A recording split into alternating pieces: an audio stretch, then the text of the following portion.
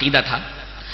معاملہ رہا شیخ عبد القادر جیلانی رحمت اللہ علیہ کی 11ویں شریف کا. اب تو شریف لگانا ایک عام بات ہو گئی ہے. ہم پہلے سمجھتے تھے قرآن شریف اور کعبہ شریف ہیں، لیکن اب تو کعبے کی بھی کوئی اہمیت نہیں رہی، قرآن کی بھی کوئی اہمیت نہیں. اب کسی کے سامنے بھی شریف لگا دیتے ہیں. یہ بھی ایک طریقے کی عجیب و غریب بدعت ہے. کسی کے بھی آگے شریف لگا کر کے اس کو شریف بنا دو اور اس کا مرتبہ بڑھا دو. یہ عید جو منائی جاتی ہے اور یہ 11ویں جو منائی جاتی ہے کن کے نام پہ ہوتی ہے معلوم ہے؟ شیخ عبد القادر جیلانی کے نام پہ. وہ بھی 12 ربیع الاخر کو. کہتے ہیں کہ کہاں لکھا ہے کہ عبد القادر جیلانی کی 11ویں نہیں منانا؟ قرآن میں دکھاؤ، حدیث میں دکھاؤ. کہاں لکھا ہے کہ محرم نہیں منانا؟ ایسا دکھا دو. محرم نہیں منانا ایسا دکھا دو. تو میں یہ پوچھتا ہوں کہ ہم بھی 10 لاکھ دیتے، تم یہ دکھا دو محرم کہاں کرنا ہے. قرآن میں کہاں لکھا دکھا دو، حدیث میں کہاں لکھا دکھا دو. اب مسئلہ کیسے حل ہو؟ میں کہتا ہوں کہ کہاں لکھا ہے دکھا دو، تم کہتے کہاں نہیں لکھا ہے دکھا دو. تو مسئلہ کیسے حل ہوگا؟ مسئلہ پھر وہی طریقہ ہوگا حل کرنے کا کہ کتاب و سنت کی طرف رجوع کیا جائے. اب کہتے ہیں کہ کیا 12 ربیع الاخر کو اگر شیخ جیلانی کی 11ویں منا لی جائے تو کیا حرج ہے؟ حرج ہے اس لیے کہ اس میں جو سبیلیں لگائی جاتی ہیں پانی کی، اسی طریقے سے جو شربت پلائے جاتے ہیں یا جو چیزیں بنتی ہیں یا جو قربانی کی جاتی ہے ان کے نام پر ہوتی ہے. یہ ما اہل لغیر اللہ کے ضمن میں آتی ہے. اور اللہ تبارک و تعالی نے فرمایا انما حرم علیکم المیتۃ والدم ولحم الخنزیر وما اہل بہ لغیر اللہ. وما اہل لغیر اللہ کا مطلب یہ ہے ما اہل بہ لغیر اللہ کا غیر اللہ کے نام جو چیز منسوب ہو جائے جی کہ یہ بابا کا بکرا ہے، یہ اجالے شاہ کا مرغا، یہ سید کبیر کی گائے، یہ بی بی فاطمہ کی سہنک، اور یہ شیخ جیلانی کی 11ویں.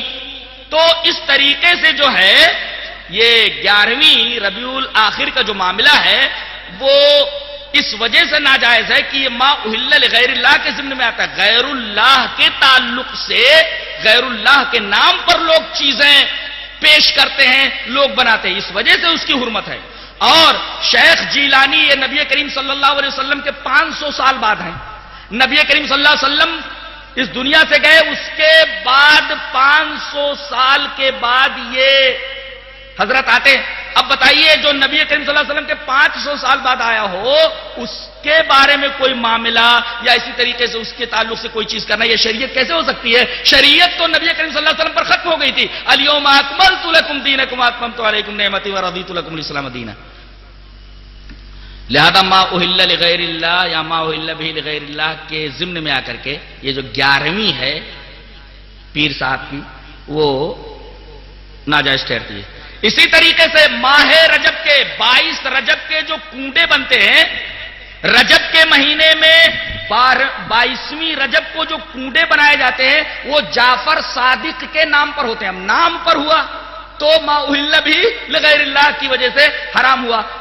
اور در حقیقت یہ 22 رجب کا جو معاملہ ہے اس تاریخ کو نہ تو حضرت جعفر صادق کی پیدائش ہوئی ہے اور نہ اس دن کو اس تاریخ کو حضرت جعفر صادق کی وفات ہوئی ہے. جب حضرت جعفر صادق کی وفات اور پیدائش دونوں کا تعلق رجب کی 22ویں تاریخ سے نہیں ہے تو پھر کیوں منایا جاتا ہے 22ویں تاریخ کو؟ اور رجب کے کنڈے جعفر صادق کے نام پہ کیوں منائے جاتے ہیں؟ در حقیقت ایک بہت خطرناک چیز شیعوں کی طرف سے چل کر کے سنیوں میں آ گئی ہے. وہ حقیقت یہ ہے کہ وہ شیعہ تبرہ کرتے ہیں صحابہ کرام کے اوپر اور خاص طور سے یزید کے والد حضرت معاویہ رضی اللہ تعالیٰ عنہ کے اوپر. اور حضرت معاویہ کی یہ تاریخ وفات ہے. 22 رجب کو حضرت معاویہ رضی اللہ تعالیٰ عنہ کا انتقال ہوا. اب اس دن خوشی منانا، یہ حلوے پکانا، یہ ساری چیزیں کرنا، یہ در حقیقت غیر محسوس طریقے پر سنیوں کے ذریعے تبرہ کرنا ہے، گالی دلانی ہے حضرت معاویہ رضی اللہ تعالی عنہ کو. لہذا یہ چیز بھی شریعت سے کوئی تعلق نہیں رکھتی، یہ بھی بدعت میں آتی ہے. لوگوں کا یہ عقیدہ ہے کہ ماہ شعبان میں روحیں آتی ہیں، لہذا ان کے لیے کچھ کھانے بنا کر رکھے جاتے ہیں. یہاں تک کہ اگر وہ شراب پیتا تھا تو شراب کی بوتل بھی رکھ دی جاتی تھی. انا للہ و انا الیہ راجعون. اس کے بارے میں یہ جان لیں کہ یہاں سے آدمی گیا، روح نکال لی گئی تو دوبارہ دنیا میں آدمی واپس نہیں آتا. قرآن نے کہا، سورہ مومنون اٹھا کر کے دیکھیے، وَمِن وَرَائِهِمْ بَرْزَخٌ إِلَىٰ يَوْمِ يُبْعَثُونَ، اور ان کے درمیان ایک برزخ ہے. برزخ مانے آڑ، یعنی ایک آڑ کھچ گئی ہے. اب وہ لوگ اس آڑ کو پار کر کے اس دنیا کے اندر نہیں آ سکتے. اب وہ قیامت کے دن ہی اٹھائے جائیں گے.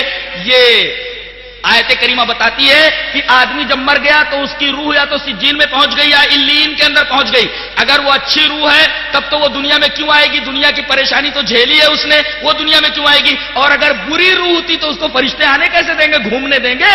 وہ دنیا کی جیل تھوڑی ہے کہ توڑ کر کے بھاگ جائیں. وہ فرشتوں کی جیل ہے، بہت بری طرح مارتے ہیں اور کسی کو اس جیل سے آنے نہیں دیتے.